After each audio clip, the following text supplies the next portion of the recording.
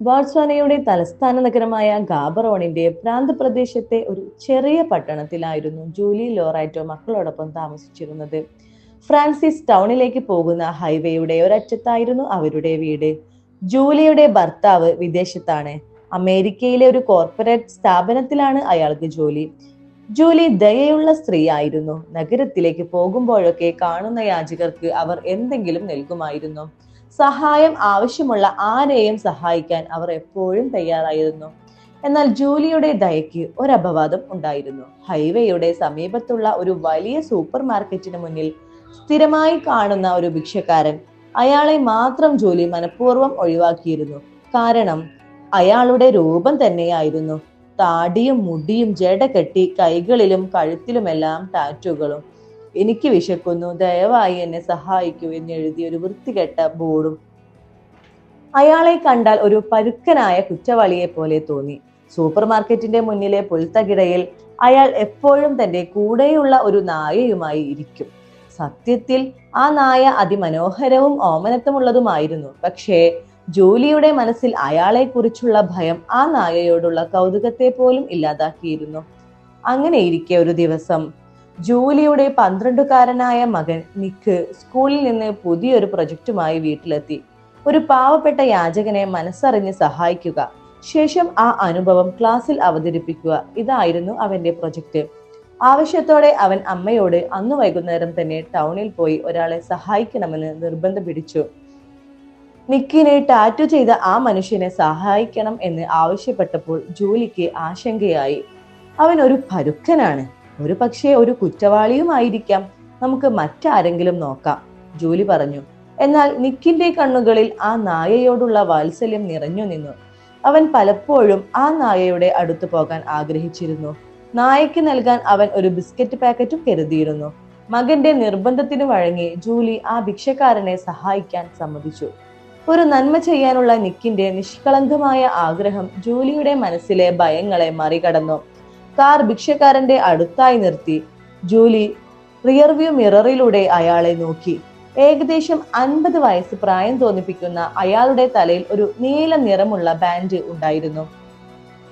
വൃത്തിഹീനമായ രൂപം ജൂലിയുടെ മനസ്സിൽ വീണ്ടും ഭയം നിറച്ചു.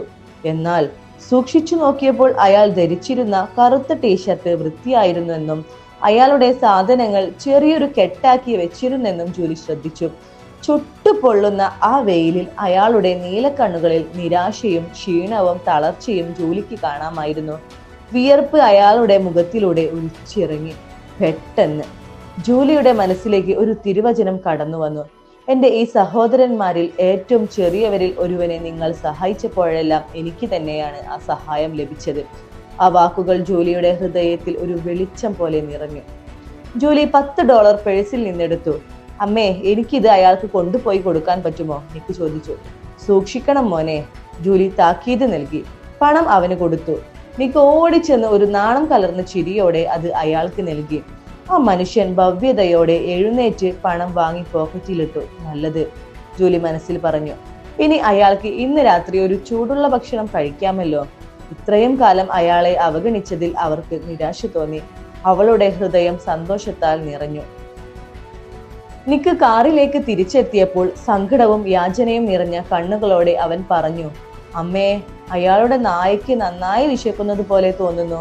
ആ മനുഷ്യൻ നല്ലവനാണ്. നിക്കിന്റെ വാക്കുകൾ ജൂലിയുടെ ഹൃദയത്തെ സ്പർശിച്ചു. കൂടുതൽ എന്തെങ്കിലും ചെയ്യണമെന്ന് അവൾക്ക് തോന്നി. തിരിച്ചുപോയി അയാളോട് അവിടെ കാത്തു നിൽക്കാൻ പറയൂ, നമ്മൾ 15 മിനിറ്റിനുള്ളിൽ തിരിച്ചെത്തും, ജൂലി നിക്കിനോട് പറഞ്ഞു. നിക്ക് ആവശ്യത്തോടെ കാറിൽ നിന്ന് ചാടി ഇറങ്ങി ടാറ്റു ചെയ്ത അപരിചിതനോട് അത് പറയാൻ ഓടി. ആ മനുഷ്യൻ ആശ്ചര്യപ്പെട്ടെങ്കിലും സമ്മതം മൂളി. ജൂലിയുടെ ഹൃദയം സന്തോഷത്താൽ നിറഞ്ഞു. അവർ അടുത്തുള്ള കടയിലേക്ക് ചെന്ന് ശ്രദ്ധയോടെ സമ്മാനങ്ങൾ തിരഞ്ഞെടുത്തു. ഇത് അധികം ഭാരമുള്ളതാകരുത്, ജൂലി സെയിൽസ്മാനോട് വിശദീകരിച്ചു. ഒരു പാവപ്പെട്ടവന് കൊടുക്കാനുള്ളതാണ്. അയാൾക്ക് ഇത് എവിടെയും കൊണ്ടുപോകാൻ കഴിയണം. അങ്ങനെ അവർ ഒരു ബോട്ടിൽ വെള്ളം, ബേക്കൺ ഫ്ലേവർ ചെയ്ത ലഘുഭക്ഷണങ്ങൾ, അയാളുടെ നായ്ക്ക് വേണ്ടി ഒരു ബാഗ് ഓൾ റോയി എന്നിവ പൊതിഞ്ഞെടുത്തു വാങ്ങി. നായ്ക്ക് വെള്ളം കൊടുക്കാൻ ഒരു പാത്രവും അവർ മറന്നില്ല. യാചകൻ ഇരിക്കുന്ന സ്ഥലത്തേക്ക് അവർ തിടുക്കത്തിൽ മടങ്ങിയെത്തി. അയാൾ അവിടെ തന്നെ കാത്തു നിൽക്കുന്നുണ്ടായിരുന്നു. വിറയ്ക്കുന്ന കൈകളോടെ ജൂലി സമ്മാനമെടുത്ത് കാറിൽ നിന്ന് പുറത്തിറങ്ങി. നിക്ക് സന്തോഷത്തോടെ അമ്മയെ പിന്തുടർന്നു. സമ്മാനങ്ങളുമായി അയാളുടെ അടുത്തേക്ക് നടക്കുമ്പോൾ ജൂലിക്ക് ഒരു നിമിഷം ഭയം തോന്നി. അയാൾ ഒരു കുറ്റവാളിയാകരുതേ എന്ന് അവൾ മനസ്സിൽ പ്രാർത്ഥിച്ചു. നിക്ക് സമ്മാനപ്പൊതി അയാൾക്ക് സമ്മാനിച്ചപ്പോൾ ജൂലി അയാളുടെ കണ്ണുകളിലേക്ക് നോക്കി. ജൂലി ആശ്ചര്യപ്പെടുത്തുകയും തന്റെ മുൻധാരണയിൽ ലജ്ജിപ്പിക്കുകയും ചെയ്യുന്ന എന്തോ ഒന്ന് ആ കണ്ണുകളിൽ കണ്ടു. കണ്ണുകൾ നിറഞ്ഞിരുന്നു. ഒരു ചെറിയ കുട്ടിയെ പോലെ അയാൾ കണ്ണുനീർ അടയ്ക്കാൻ പാടുപെടുകയുണ്ടായിരുന്നു. ഈ മനുഷ്യനോട് ആരെങ്കിലും ദയ കാണിച്ചിട്ട് എത്ര കാലമായി? ഇത് നിങ്ങൾക്ക് കൊണ്ടുപോകാൻ ഭാരമാകില്ലെന്ന് ഞാൻ പ്രതീക്ഷിക്കുന്നു എന്ന് ജൂലി അയാളോട് പറഞ്ഞു. അവർ കൊണ്ടുവന്നത് എന്താണെന്ന് കാണിച്ചു കൊടുത്തു. ക്രിസ്മസിന് സമ്മാനം ലഭിച്ച കുട്ടിയെ പോലെ അയാൾ അവിടെ സന്തോഷത്തോടെ നിന്നു. തന്റെ ചെറിയ സംഭാവനകൾ എത്ര അപര്യാപ്തമാണെന്ന് ആ സമയം ജൂലിക്ക് തോന്നി. നായയ്ക്ക് വെള്ളം വെക്കുന്ന പാത്രം പുറത്തെടുത്തപ്പോൾ ഒരു കളിപ്പാട്ടം കിട്ടിയ കുട്ടിയെ പോലെ അയാളുടെ മുഖം പ്രകാശിച്ചു. തന്റെ നായയ്ക്ക് വെള്ളം കൊടുക്കാൻ ഒരു വഴിയുണ്ടാകില്ലെന്ന് അയാൾ പറഞ്ഞു. അയാൾ അത് ശ്രദ്ധയോടെ താഴെ വെച്ച് കൃതജ്ഞതയോടെ കൈകൾ കൂപ്പി നിന്നു. അയാളുടെ കണ്ണുകൾക്ക് നല്ല നീല നിറമായിരുന്നു, അത്ര തീവ്രവും. മാഡം, എനിക്ക് എന്താണ് പറയേണ്ടതെന്ന് അറിയില്ല എന്ന് അയാൾ പറഞ്ഞപ്പോൾ ജൂലിയുടെ കണ്ണുകളും നിറഞ്ഞു. പിന്നീട് അയാൾ ബാൻഡ് ധരിച്ച തലയിൽ 2 കൈകളും വെച്ച് കരയാൻ തുടങ്ങി. ഈ മനുഷ്യൻ, ആ ഭീകരനായ മനുഷ്യൻ എത്രയധികം സൗമ്യനും മധുര സ്വഭാവിയും വിനയവുമുള്ളവനായിരുന്നു എന്ന് ജൂലി തിരിച്ചറിഞ്ഞു. അയാളുടെ കഴുത്തിലെ ടാറ്റു ശ്രദ്ധിച്ചു. അതിൽ കർത്താവ് കൂടെയുണ്ട് എന്ന് എഴുതിയിരുന്നു. ജൂലിയും മകനും കാറിൽ കയറി തിരിച്ചു പോകുമ്പോൾ അയാൾ മുട്ടുകുത്തി നായയെ കെട്ടിപ്പിടിച്ച് അതിന്റെ തലയിൽ തലോടി പുഞ്ചിരിക്കുന്നുണ്ടായിരുന്നു. ജൂലി സന്തോഷത്തോടെ കൈവീശി കണ്ണുനീരോടെ വണ്ടി ഓടിച്ചു പോയി. അയാളും നായയും നിൽക്കുന്ന ആ രൂപം ഒരു പൊട്ടുപോലെ മായുന്നതുവരെ ജൂലി ഇടയ്ക്കിടയ്ക്ക് തിരിഞ്ഞു നോക്കി. എനിക്ക് ഒരുപാട് കാര്യങ്ങൾ ക്ലാസ്സിൽ അവതരിപ്പിക്കാൻ തോന്നുന്നു. എനിക്കൊരു വീടുണ്ട്, സ്നേഹമുള്ള ഒരു അച്ഛനും അമ്മയും ഉണ്ട്, സഹോദരങ്ങളും ഉണ്ട്, എനിക്കൊരു കിടക്കയുണ്ട്. അയാൾ ഇന്ന് രാത്രി എവിടെ കിടക്കുന്നുവെന്ന് ഞാൻ ആലോചിക്കുന്നു. ഏതായാലും എനിക്ക് നല്ല സന്തോഷം തോന്നുന്നു, നിക്ക് അമ്മയോട് പറഞ്ഞു. അയാളെ സഹായിച്ചു എന്ന് തോന്നിയെങ്കിലും ടാറ്റു ചെയ്ത ആ മനുഷ്യൻ തനിക്ക് ഒരിക്കലും മറക്കാനാവാത്ത ഒരു സമ്മാനം നൽകിയെന്ന് ജൂലിക്ക് തോന്നി. പുറം കാഴ്ച എന്തു തന്നെയായാലും ഓരോ മനുഷ്യന്റെ ഉള്ളിലും ദയയും അനുകമ്പയും അംഗീകാരവും അർഹിക്കുന്ന ഒരു മനുഷ്യനുണ്ടെന്ന് അയാൾ ജൂലിയെ പഠിപ്പിച്ചു. സത്യത്തിൽ അയാൾ തന്റെ ഹൃദയം തുറന്നു എന്ന് അവൾ ആരോടെന്നില്ലാതെ പറഞ്ഞു.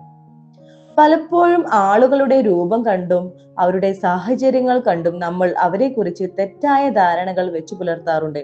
എന്നാൽ ഈ കഥയിൽ പറഞ്ഞതുപോലെ ബാഹ്യമായ രൂപം യഥാർത്ഥ സ്വഭാവത്തെ മറച്ചു വെച്ചേക്കാം എന്ന് നാം മനസ്സിലാക്കണം. ഒരാളുടെ യഥാർത്ഥ സ്വഭാവവും നന്മയും അടുത്തറിയുമ്പോൾ മാത്രമേ മനസ്സിലാകൂ.